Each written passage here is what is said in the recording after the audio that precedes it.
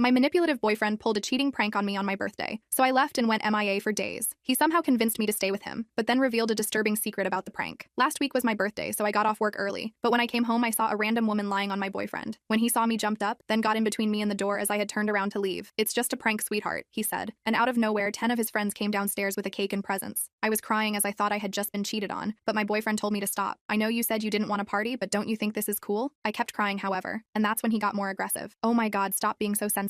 It was just a prank. I put all this effort in so you could have a fun time and you're crying." I immediately pushed him out of the way and walked out, got in my car, and drove off. While driving, my phone started to get bombarded by texts, calls, and messages from my boyfriend and our friends. When it got too distracting, I just turned off my phone and went to a hotel that's far enough from my place. By the time I got to my hotel room, I just started sobbing. The next morning, I made sure to tell my team leader first that I would be absent for a few days due to an emergency, and she was kind enough to accept my request. She probably noticed something was off with me because I was sniffling and my voice sounded weak. Right now, I plan on telling my aunt who lives near my area about what happened and asking if I could live with her for a couple of days until I sort out my mind and know what I have to do next. I'm deeply heartbroken because I've told my boyfriend and my friends before how I felt about cheating and how it essentially ruined my family growing up and my young mind back then. My mom cheated on my dad and it broke our family, and I got cheated on by my first boyfriend, and I don't know how to face and respond to them all after all that has happened. Maybe some time away from them will help, I hope. Update 1. I packed my things and prepared to go to my aunt's house, which wasn't that far, but still a bit of a drive nonetheless. When I finally got there, she was incredibly welcoming, and I thanked her for allowing me to stay in her house even just for a while. She gave me a tight hug and told me I was always welcome and that she will be there to help me when I need her to. She eventually led me to the spare bedroom that they have in their house and helped me unpack my stuff. She is honestly such an incredible woman and I love her so much. She's basically the mom I've always wanted. Once I was done unpacking, I was again confronted by the fact that I haven't opened my phone for quite some time now. I've avoided it for so long that I didn't think I could open it again, but I knew I had to. The moment my phone booted up, hundreds upon hundreds of texts, chats, and missed calls popped up on my screen. Even if I was still hesitant, I decided to open my chats and looked at our friend group's group chat first. The chats from the start were all very frantic in nature, with my friends asking about where I was or what happened. But after scrolling down a few more times, the chats turned into them apologizing that the prank happened and that it was not on the plan at all. One of my friends even blamed the girl that was on top of Alex, my BF, and thought she was untrustworthy. Finally, the chats ended up being them hoping they could contact me and wishing I was safe. I guess they knew I just read their chats because as soon as I was done back reading, my friends immediately knew I was online and asked how I was doing and where I was. They also started apologizing again for not being able to stop the prank from happening and that they didn't know that was going to happen and thought the original prank was going to be something else. At this point, I was thoroughly confused because they seemed happy enough to be there during that night, but I knew I had to apologize to them first for ghosting them and asking their side of the story first before speaking about what had happened. Essentially, they were simply planning a surprise birthday party for me with Alex in a group chat that didn't include me. Then, my BF added a few more people into the group chat, saying that they were college friends of his and he wanted them to be a part of the surprise party too, since they also wanted to meet and get to know me better. As a suggestion, one of my boyfriend's college friends pitched the idea of them pranking me. The plan was, my BF is going to be on the couch with a serial unaliver, holding a red knife and fake stabbing my BF while the unaliver was on top of him, and while my boyfriend is redding out everywhere. My BF's college friends thought it would be funny to see my reaction, although my friends were initially skeptical. They reassured them that it would be harmless fun, and that once my BF and the friend who'll be acting as the unaliver got their desired reaction on camera, they can just tell me that it was all a prank, and my friends and my BF's other college friends would come out and surprise me with their gifts and stuff. My friends eventually agreed, so as long as they don't drag out the prank and immediately reveal everything once they captured my reaction on camera. The day of my birthday comes, and everything they've planned seems to be going smoothly, with them waiting for me.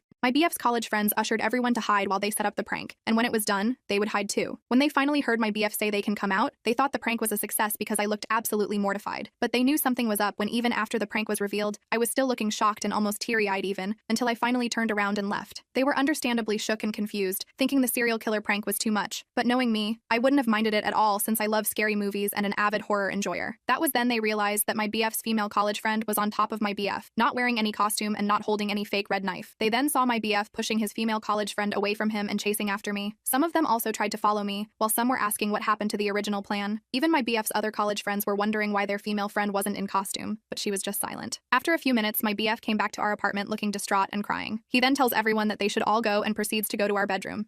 They wanted to ask him what happened, but he shut the door before they could. His female college friend then followed him inside, which really weirded them out. But after a while, they hear my BF shouting at her, telling her to F off. She then goes out the door on the verge of tears and leaves the apartment. They said everything happened so fast that they didn't know how to process all that had happened. Not too long after that, though, they realized that I was missing and started calling and texting me, but I didn't respond to any of them. Eventually, I was unreachable. I turned off my phone and decided they should just go home and wait for me to respond. My BF's college friends apologized profusely to what has happened and didn't mean for any of this to happen, but they basically just ignored ignored them. They then followed their retelling of their side with videos that they've recoded that proved their accounts, along with an apology and wishing that I was doing well. After my friends told me what happened on their point of view, I felt really terrible and apologized again for ghosting them and telling them that everything that happened was none of their fault. I told them that I would make it up to them soon, but they reassured me that they accept my apology and are just happy that I'm alive and well. They also pitched to have a late birthday celebration with me this weekend, and my boyfriend and his friends aren't included this time. I of course happily agreed and thanked them for being such great friends, and that I really couldn't thank them enough for being such an awesome bunch of people. The morning of the next day, my aunt knocks on my door and wakes me up, telling me that I have a visitor downstairs. She looked a bit mad, so I can already tell who it was. It was my boyfriend Alex, carrying this beautiful bouquet of flowers and my favorite chocolates with him. Even if he looked amazing, his face was the complete opposite because he looked like he was crying for days. I asked him how he found out about where I was, and told me that once I turned on my phone again, an app on my phone notified him of my whereabouts. I was a bit frustrated that he actually came here to my aunt's house, but nevertheless, he was already there, so might as well just hear him out on what he had to say. He basically reiterated what my friends told me, but he added in some more details that my friends didn't know about. Apparently, his old college friends reconnected with him after he lost touch with them after they graduated. They found his Facebook account through some searching and wanted to ask him about his life after all these years. They were especially happy when he told them that he currently has a boyfriend because they secretly knew he was bisexual, but didn't want to make assumptions or make him feel weird about it. Alex eventually tells them about me, and he mentions that him and our friends are planning a secret birthday surprise for me, and they immediately wanted to be a part of it. After they were added to the group chat, they started suggesting ideas on how to make the surprise much more fun, until their female friend, we'll call her Anna, suggested that they do a prank to surprise me. Alex's college friends were immediately on board because they saw TikToks of it and they thought it was really funny, but my friends were obviously skeptical. So eventually, they agreed what the prank is going to be and that the prank wouldn't take too long. Anna volunteered to be the cereal on a liver since it was her idea, and they all went and did their parts of the surprise so that everything would be ready when my birthday comes. The day of the surprise party comes, and everyone prepares for my arrival. When Anna and Alex went into their assigned positions for the prank, he wondered why she still wasn't in her costume and that her props was missing, but all she could reply was that she forgot. Alex offers to find the costume and props, but Anna insists that there's no more time and that I was going to arrive soon. Alex at this point was extremely uncomfortable and wanted to get out of their position, but before he could do it, I've already opened the door and saw them. He admits that he messed up, and so he called everyone to come out to save himself from the embarrassment and give context to what I was seeing. When he realized that that didn't work, he got caught up in the emotions of it all, and that's why he spoke to me in such an aggressive and ill-mannered way. When I left, he said he forcefully pushed Anna away to chase after me, but he wasn't able to keep up once I got into my car. It then sunk into him that he messed up big time, and that when I drove away, that's when he remembered my trauma about cheating, which made him cry while returning to our apartment. He tells everyone to leave and retreats to our bedroom, not really knowing what to do. To his shock, Anna comes inside our room unannounced and starts comforting Alex. He repeatedly tells her to leave and that he'll be fine, but what really set him off was Anna asking him, "So, does that mean you're single now?" That's when he realized she did it on purpose. Alex then shouts at her and angrily asks her to leave, which she then complies to after looking like she just embarrassed herself. Alex is in tears at this point, and he tells me that he wishes he just didn't agree with the prank. He's cut off contact with his college friends for now, and is incredibly sorry about what happened. He then starts hugging me really tightly, and says that he loves me so much, and that he's scared of losing me. His words alone also made me cry because even after everything, I still love him deeply, and I do believe everything he said. After a minute or two of us hugging and crying, he lets go of me and tells me that we should back together to our apartment, but that if I still need time and space, he'll gladly give it to me. I gave him a kiss and respond to him with me asking him to help me pack my stuff. Of course, I gave my aunt the warmest of hugs and told her how much I appreciated her for helping me. She was happy things got resolved, but also jokingly threatened my boyfriend that if he did something stupid or hurtful to me again, she'll personally whisk me away to safety and away from him. My boyfriend laughed, but I think he was just hiding his nervousness. Now, I'm back in our apartment, and Alex even offered to throw away the couch that was used for the prank, but I declined since it's a pretty nice couch, and everything that has happened was something no one wanted, aside Anna probably. I've already made amends with my boyfriend and we've both forgiven each other, and my friends are happy that things worked out in the end. Update 2. So, a few days later, Alex came up to me while sobbing and confessed that he hadn't told me the complete truth about Anna. Apparently, him and Anna were a couple back then. She was his first girlfriend, and he did a lot of his firsts with her. Once they graduated, Anna broke things off with him because she can't handle long-distance relationships and didn't want to be tied down yet. Anna breaking up with him caused him to go into a spiral and develop severe depression. It took a lot of work for him to get out of that hole and be a functioning human adult again, but things apparently didn't completely change for the better for him until he met me. As I quote, I was the light at the end of the tunnel that he desperately wanted to get out of. But I guess ghosts from the past have their way of coming back to haunt you. A few weeks before my birthday, Alex's college friends found his Facebook and contacted him to reconnect. Things went well for them until he was added into their group chat that had Anna in it as well. As what he said, it definitely reignited some old feelings that he had, and it also didn't help that Anna was acting like nothing bad happened between the two of them. They agreed to meet to catch up. One thing led to another, until that one thing ended up being them having intimacy every day, up until the birthday surprise lol. It only really hit him how much he messed up and realized that he was doing something incredibly crappy when he saw my devastated face after seeing Anna on top of him for the prank that they supposedly planned for me. According to him, he was trying to bring back those strong feelings and emotions that he once felt back when he was with Anna, but seeing me look ruined and distraught made him realize that what he had with me was incomparable to what him and Anna had. So I guess that's that's what led him to confess and be all remorseful. Of course, I had to hear him apologize and cry in front of me, and I did cry too, but I couldn't bear being around him anymore after hearing all of that. I then calmly told him that I accept his apology, but that I didn't want to be with him anymore, and that I'd be leaving the apartment and sort things out once we're both in clearer states of mind. He didn't like that one bit and started sobbing like crazy and even went as far as hugging me incredibly tight, just so that I wouldn't go. It was a struggle, but I eventually got out of his clutches by pushing him away hard enough. I ran as fast as I could to get to my car and immediately headed to my aunt's house. When I got there, I just sobbed into my aunt's arms and felt incredibly weak. She probably understood why I was crying that much without asking me why, so she started consoling me until I was too tired to cry and slept. Yesterday, I got a call from a friend of Alex that he's in the hospital after being found unresponsive. I didn't want to go because I'm obviously still hurt about everything, but Alex doesn't have any family anywhere near him, and I'm the only one who knows about his medical history and details, and technically his closest family, so I had to. Right now, I'm outside his hospital room, waiting for his doctors to give me an update or tell me anything or something that I should do. He also hasn't woken up yet, so I'm bracing myself for when he does. Truthfully, I do still love him very much, but what he did just made it clear for me that we're not meant to be together. I don't know what I'll do moving forward after all of this, but I'll just let the universe take the wheel for me at this point. I just wish things didn't end up this way.